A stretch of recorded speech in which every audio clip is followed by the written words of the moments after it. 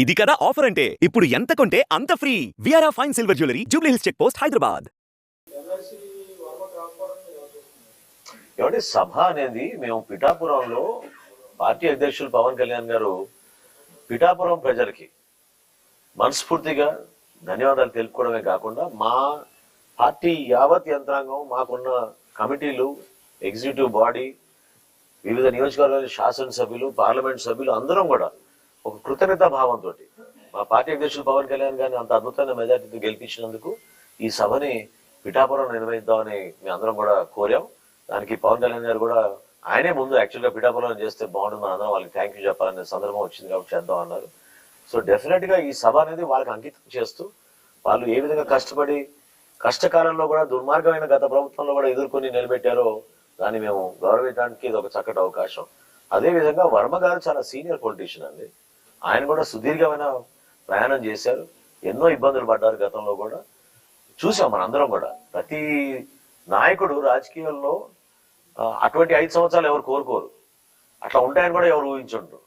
So Varma గారు కూడా ఆ విధంగా ఇబ్బంది పడ్డారు. అయితే పదవులు ఎవరికి కేటాయిస్తారు అనేది ఏ పార్టీ అధిష్టానం ఆ నిర్ణయం తీసుకుంటారు. పవన్ కళ్యాణ్ గారు మనస్ఫూర్తిగా ఎప్పుడు కూడా మాలో ఉన్న నాయకుల్ని కూడా ప్రతిసారి అదే అంటున్నారు. ఏదో వారసత్వం రాజకీయం అని ఎవరైనా అంటే చాలా పొరపాటు అది. పవన్ కళ్యాణ్ గారు ఎప్పుడు కూడా కోరేది అంటే యువ నాయకత్వం, కొత్త నాయకత్వాన్ని మనం ఎంకరేజ్ చేయాలి. ఎంతమందికి అవకాశం ఇవ్వగలితే అంతమందికి ఇవ్వాలి మన అవకాశం అని ఆయన నిలబడతారు. ఆయన ఇప్పుడు చాయిస్ ఇస్తే ఆయన పదవి తీసుకోరు కానీ ఇతరులకు పదవి ఇచ్చే మనిషి ఆయన. కాబట్టి వర్మ గారి విషయంలో కూడా ఖచ్చితంగా ఆయనకి న్యాయం జరగాలి. ఆ విధంగా ఆయనగా గౌరవించుకుంటాం. ఆయన కూడా వాళ్ళ పార్టీలో ఉన్న అంతర్గత విషయాన్ని వాళ్ళు మాట్లాడాలి. కూటమిలో భాగస్వాములుగా ఆయన సహకరించారు. పవన్ కళ్యాణ్ గారు ఎలక్షన్ నిలబడ్డారు. మీ అందరం కూడా ఆయన గౌరవించుకుంటాం.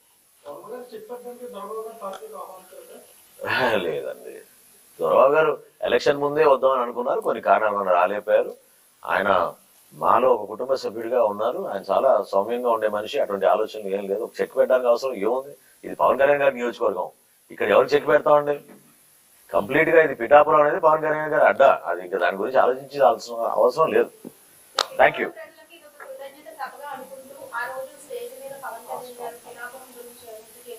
అఫ్ కోర్స్ ఇప్పుడు జరిగిన కొన్ని అభివృద్ధి కార్యక్రమాలు ఏ విధంగా కష్టపడి కేబినెట్ లో కూడా కొన్ని తీర్మానాలు చేపించి ప్రత్యేకంగా శాంక్షన్ చేయించారో పిఠాపురం గురించి అవన్నీ కూడా వివరిస్తారు పవన్ కళ్యాణ్ గారు. అంటే ఎక్కువ మందికి తెలియకపోవచ్చు కానీ చాలా అద్భుతమైన కార్యక్రమాలు 8 నెలల్లోనే పవన్ కళ్యాణ్ గారు ఉప ముఖ్యమంత్రిగా అయినాక పిఠాపురం శాసనసభ్యుడిగా ఆయన ఒక బాధ్యత తీసుకుని అనేక అభివృద్ధి కార్యక్రమాలు మంజూరు చేయించారు. వాటి గురించి వివరిస్తారు. సుమన్ టీవీలో మీ పర్సనల్ అండ్ బిజినెస్ ప్రమోషన్స్ కోసం కింది నెంబర్ కి కాంటాక్ట్ చేయండి.